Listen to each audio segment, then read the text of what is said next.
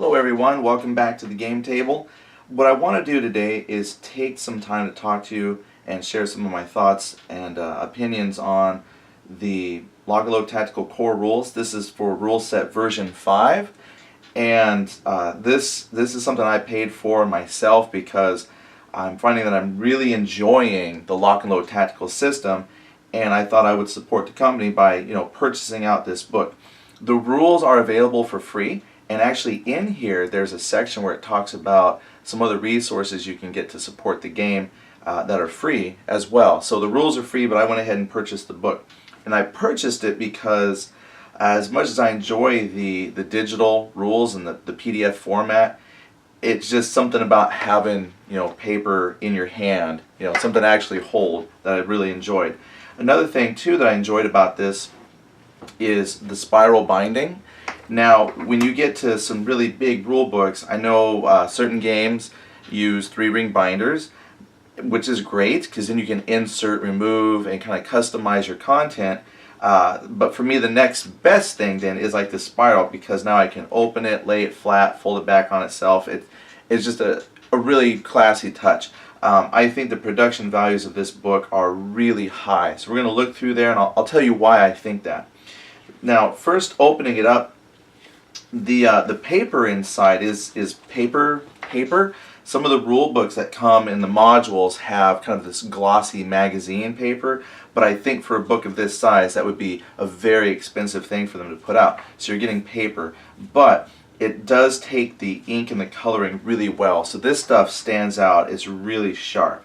When you first open it, it goes right into a table of contents, which is actually several pages here in length, 3 pages, and then each section is kind of color-coded. So that way later on you can come back, and if that helps you find things. I just think overall, the more I look through this and kind of think about it, they really care. When I say they, we're talking Lock and Load, and there's even a spot in the back where they give like a thanks to folks.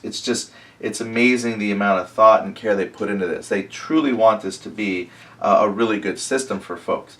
And so it even starts right here from the beginning. So a table of contents. I also really appreciate that they spent a few pages here explaining a lot of information that's on the counters. Now, I did watch a video on YouTube where there was a gentleman who was talking about there's maybe too much information, it's too complicated of a game. The thing is, yes, there's lots of numbers and information on the counters, but I've seen counters with a lot more. And the information really is specific to certain counters in certain situations. So not every counter has black box ranges or boxes around movement and things like that. A lot of that information is in, usually for very specific things. So it's not like you always have to be aware of all the little bits and pieces. When you need it, though, they have easily accessible materials that will remind you what something is. I mean, so I don't have a problem with it at all. And the fact that they've included then these aids to help me remember, what something is, I think is great. And then it goes on for a few pages. Now, the other thing too that's great about this rule book as you look through is you'll see some of the World War II stuff and then some modern day. What they did was, instead of having a separate rule book for each era, so there was like a World War II to kind of a pre-modern, and then there's like a modern set of rules, all of that here is in one book. Now at first, when I heard that, I thought to myself, that's just going to make for a really big rule book. Yeah, kinda. It does. It adds rules. But the thing to remember is you don't need everything. If you're primarily playing World War II like I am right now, I don't need to worry about helicopters and missiles and things like that. So those rules are here all gathered in one place. So in actuality, it's actually very convenient. So again, kind of kudos on that decision. But again, continuing with like the nice full color pictures, just goes on. And yeah, I know, again, it looks like there's a lot, but little simple fire tables on the back at counters, I think, are pretty cool. As much as I enjoy games where you have like data cards and you can fit a lot of information out there for your units and stuff, I think just these little simple tables work just fine for the way Lock and Load plays. So, it's great. Just fine. But anyway, more examples of counters and what's on them. Flip through some support weapons, aircraft.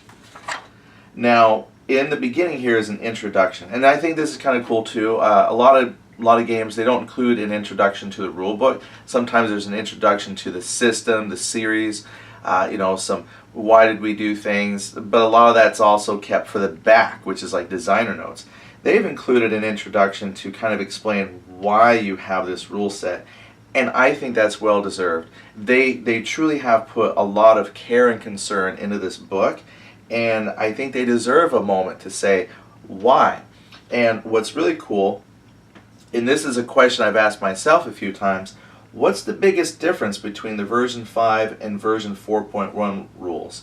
So the version 4.1 is kind of like the last big set of rules that they put out, and that's what came in my copy of the Heroes of Normandy, for example. And so it's even got a little bit in here explaining that it's one package of rules. And what's nice too, then it says notable content changes from the 4.1 rules are presented in blue, and then new sections or subsection headers are also in blue. And so that's really nice to come through.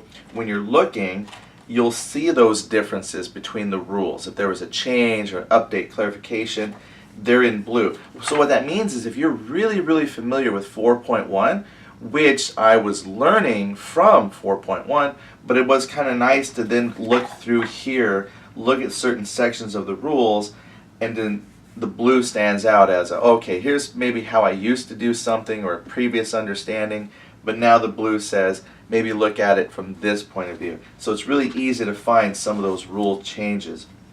Also, the examples in red. As we kind of flip through a few parts, there are a lot of examples. The book itself comes in at about, let me see if I just flip to the end, 200, it says 275 pages here, but some of that's, some blank note pages. The rules actually kind of, you got some stuff here, 266.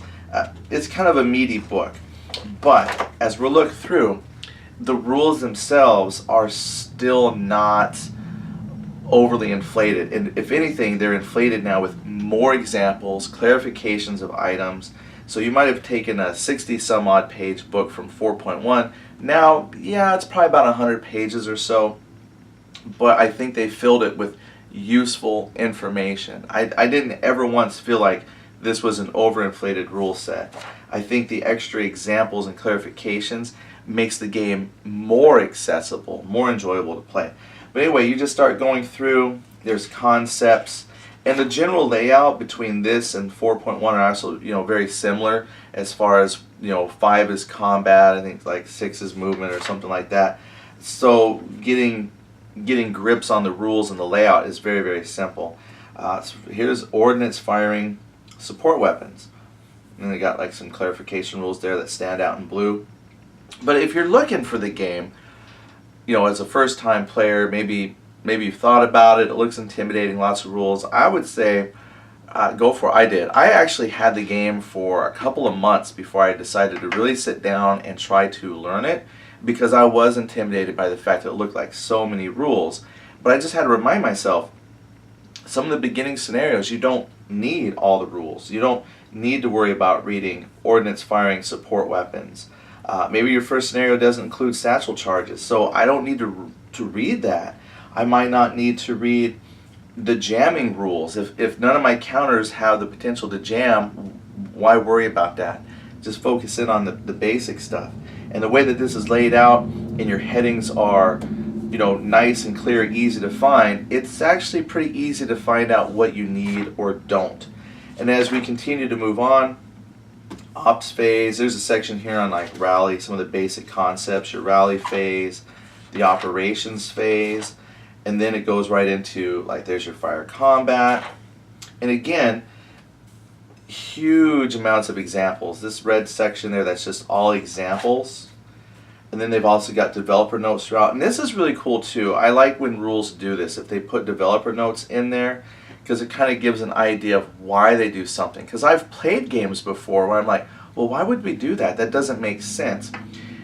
And then rules change it, so it makes sense to me. But with a developer's note, I always thought that was pretty fascinating, because then I can see, okay, here's why they did that.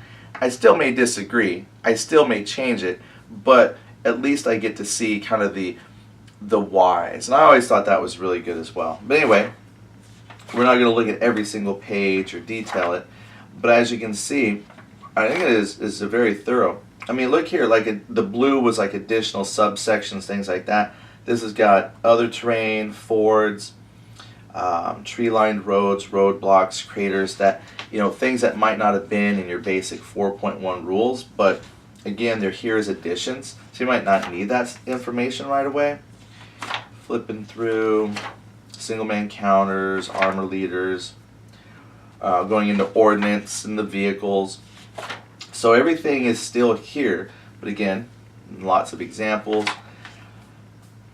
Vehicles, I just jumped all the way through mounting, unmounting vehicles, close assault. And I'll tell you, I'm really happy to get this too, because on a couple of videos I've done, folks have been able to reference rules that didn't quite match my understanding because of these little subtle changes. So it's nice to be on the new same page as everybody. So I was very happy to get this, because now when people make rules references to things, I can say, ah, got it. And that's actually going to be important here in just a moment, because I'm going to show you an example of one of those new subsections here. Once we get to, I think, 22, well, here's barricades, trenches, but 22, section 22, no, section 23. Hold on, I'm finding it. So additional weapons and equipment. For example, I had a question about the British Piat, and when I played, in my mind, I had read somewhere that these could fire from the building, but a lot of the other similar weapons like bazooka, Panzerschreck, you couldn't fire from the building. So I think maybe for a while this was kind of lumped in there, but they added an additional weapons and equipment sections, like to just clarify some very specific rules exceptions maybe. And the Piat was one of those, because it is a spring-loaded weapon. I learned you could fire that from a building because there's no backblast or anything like that. But then they got some Japanese stick bomb, Italian Solothurn 20mm anti-tank rifle. They've got here Soviet RPG-43. So probably just a few things that don't quite fit the standard rules. They clarified there. That's a section that's not in 4.1. So it was nice to know that I was doing something right, but here's an actual spot where it says why that was correct. And then this is the part, though, that I think it's really, really exciting here. Let me go a few pages past the rules. The series resources. So again, I thought this was a really nice touch, because it mentions their video boot camp. I believe Gimpy Gamer put out like a lot of little video short clips explaining certain rules, and I've looked at some of those and they were able to answer some questions. So I think those are a great resource. But there's URLs to the video boot camp. I haven't looked for the audiobook edition, but I think that's kind of a neat too, because I talked to David once, David Heath, and he had mentioned that his goal was to put all of this information out and make it as accessible for everyone as possible, because he stands behind the game that much. So I thought that was interesting, an audiobook. I mean, if I could read books for a living, I would do that. I would do rule books for a living, you know. I would be more than happy to do that. Shoot, I could do that right now. Let me audition for their next audiobook. Rules section 10.7, caves. Caves are placed as per a scenario's instructions, order of battle, and special scenario rules, section 22. Caves, like rooftops, 10.6, and bunkers, section 21.1, I gotta include all the as well, are considered to be a separate hex within the hex. Well, we'll work on the addition later, but that's pretty cool. Then you have X maps. X maps, I find that fascinating. I have to admit, when I first opened my Here's a Normandy box and pulled out a map, I said to myself, isn't that adorable? It's like a cute little baby map. It's so small. And then you got, you know, the counters. It all fits there. And I was a little disappointed, but actually in playing, I have actually come to really love my small maps, because it allows me to play a game, like a full game of something without a whole lot of unused space that I cover up with game parts. Like, this is it. Self-contained battle. So I've really come to love these. However, watching some folks on the internet and their YouTube, and they got their X maps, I'm actually thinking I might want to get those. So it's really neat. If you had never heard of X maps before, here's a little information about them. It's just basically these nice oversized hexes. It does increase the size of your map overall, but it allows you to manage your counters much, much better. That's one thing. Like my wife, she hates a lot of these games because she doesn't like dealing with the leaning tower of counters. So sometimes you might be able to lay them out a little bit better, easier to see what you have inside the X map. So anyway, I thought that was pretty neat. You got your X maps information, the battle generator.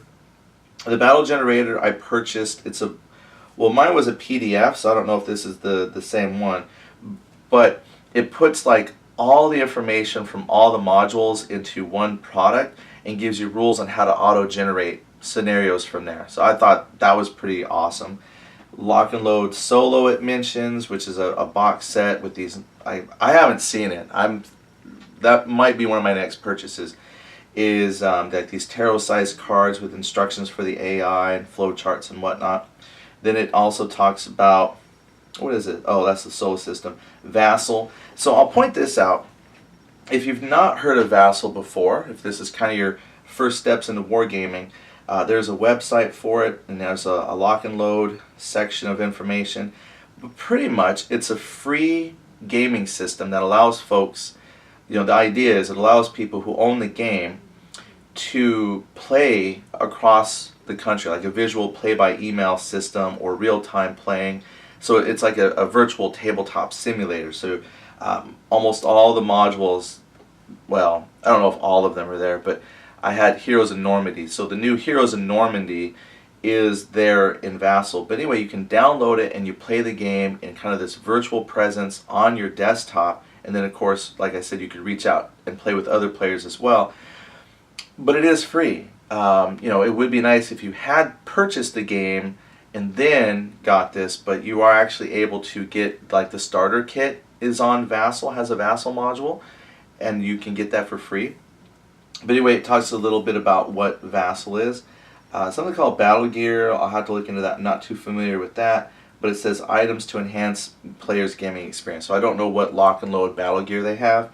And then there's compendiums, which are basically like mini magazines that have scenarios and whatnot.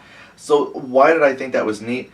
Well, these aren't like product plugs, if you will, like big full-page advertisements. This actually just includes a little bit of information about what those different support resources are. One of the things I hear or read as a complaint about game companies is maybe lack of support for the product, and they're letting you know there's a lot of support. In fact, probably more support for a game system than I've seen for other game systems. So I think it's very cool.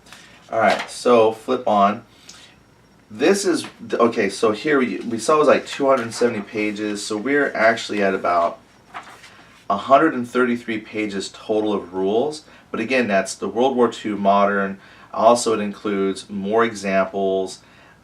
So even though it seems like a lot of pages, you don't need all of the pages. Just get the sections that apply to you and you'll be fine. The rest of this is product support, which includes this really awesome infantry gameplay narrative. I got this narrative actually downloaded from Wargame Vault, and it's free. You can also go and get it from the Lock and Load Tactical website, and it's free there as well. And what it is basically a step-by-step example playthrough of an infantry scenario. And they've actually got two in here. There's a World War II demo, and then there's a vehicle demo, and then later I'm going to show you some cool things they've included for Vietnam. But anyway, this will tell you what map to set up, what counters are used, and even though the beginning of the demo doesn't have you rolling dice, it gives you, like, it'll say, hey, this unit shoots here, here's the die roll example. But that's good because it's able to show you how the system works. Then later it gets to, like at the end of turn 4, it says, if you want to continue playing, go ahead, because now you have the knowledge on how to play. So I thought that was very, very cool. So you've got an infantry narrative, and it's quite a few pages because it explains a lot of things that you might not think of as a brand new player. Because again, why I think this is fantastic, when you're starting, sometimes you don't know where to start. Like, where should I focus my attention in the rules? Come to the narrative play, and it will tell you, here's what you need to do infantry. Anyway, you go through here. I just jump ahead a few pages. And I like the fact that this really explains out what you're doing and why. And then it also has the rules references. Like, for example, when you get to the end of a section, and then it says, hey, from what we're talking about or just covered, here's the rules sections we're actually pulling those specific examples from. So if you want to go learn more about something, boom, you can go read it up because you know where they're pulling it from. I mean, again, they've put a lot of thought into this. Once you get to the end of the infantry, which also includes melee combat, finally, I don't want to jump too far ahead, but once you get past the infantry, they then have a vehicle and ordnance playthrough example. So now you get to see a little bit how tanks and things work. But it does the same thing. It tells you what units to use and how to, play with them. Now, if I was going to get to the end of that for just a moment, I would say, I don't know how many pages this is, from pages 137 through about 208. So almost 70 pages of your rule book are dedicated to teaching you how to play. So again, if this is new for you and you don't know where to start and you feel a little intimidated or overwhelmed, just come here to the middle section and they will walk you through how to play. I mean, I think it's just absolutely brilliant, and it's in the rule book. Now, some games do something like this. It'll usually be in a separate product, like a separate playbook or something, which is cool. So it's nothing new, but I thought it was kind of classy that it's like right here in the rule book, so it's already good to go. Then they have, I don't know if these are updated charts, but the basic game here, I've got one covered with counters, but they have a lot of these charts already on these nice fold-out cardboard pages. So I don't know if any of the information here has necessarily been updated or changed, but it is nice that they've included all of the combat charts in here as well. And I thought this one was kind of neat, a direct fire damage check reference table. So basically you'll compare your firepower, the attacker firepower, to defender defense roll. It has a nice little cross-reference chart you can look at, and then it tells you that it might require a damage check and then what the penalty for the damage check is. You do all that normally in the rules with a little bit of math, but I thought it was just kind of neat to see that they have a chart for that. It's optional. It stood out to me. I thought that was kind of cool. But again, here's a lot of the other charts.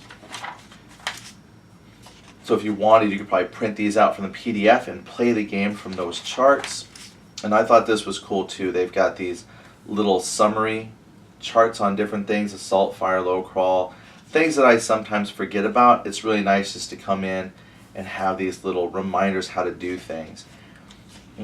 Yeah, which I think is neat because it takes like a section here, Marksman 11.12. So it'll take a section in the book that's several paragraphs long and condenses it to a little table. Pretty nice. And then this I thought was cool. Well, the glossary is kind of neat because, like a lot of games, this has a lot of abbreviations, so it's kind of neat to come and read it. But here we go. The index. This is a very comprehensive index I've seen for a war game, probably the most in-depth that I've seen. And it spans at least 10 pages, easy. But that, I think, is just fantastic. So it's not trying to intimidate you with the complexity or how big the rule book is. I think it's just a fantastic way to let you know that they've taken the time and care to make finding information as easy as possible. So I really, really applaud the index. Once you get past the index, here's the part, another part that really stands out for me. We have the World War II terrain target modifier chart, so kind of what terrain your hexes are. 2 scenarios. This scenario is Assault on Vierville. I think this is what they use in the training scenario, so you could actually just play this by yourself. It also has another one called Rejoining the Regiment. So these are, if you were wondering where to start, this would be a good place to start. I'm actually going to play these probably on camera as demos, just right out of the book. And then, here's what's cool, a turn record track for World War II with a skill description, and then a Vietnam era turn record chart with a couple skill descriptions. Why would that be, you might ask? Oh, then the Vietnam terrain chart. Because along with the scenarios, which are important, they've also included, look at here, counters. So you have the starter kit is essentially built right into the rules as well. So yeah, you can get the starter kit as a separate PDF download, print out the files, cut the markers out, glue them back to back, but whatever you do to have your double-sided markers and the maps. So the starter kit is in here as well. So if you were looking to buy maybe one product to kind of get you on the way towards learning and playing Lock and Load Tactical, this might be it. Because everything you need is here, you know, and then supplement that with some of the free downloads. You've got the beginning of a game system that has many modules. So this is just fantastic. Like I said again, I'm impressed with the amount of thought and care that they put into this book. Now, that all being said, you might not like the game. Like everything, you might not like it. Yeah, you know, that's great, nice book. I just don't like Lock and Load Tactical. Well, you know, there's always that fear. But for me, I think this has been well worth it. I have several tactical games that I enjoy, and this is right up there, probably number 2. Like, it's tied for first, number 2 kind of for me. So again, that's why I wanted to get this book, because I think it's fantastic. Want to support the company, and I hope to put some more videos out for you. So if you yourself have the book, you know, leave your thoughts. What did you like about the book? Maybe you don't like the book. Maybe share why you don't want to buy the book. You know, if everything's free, why buy it?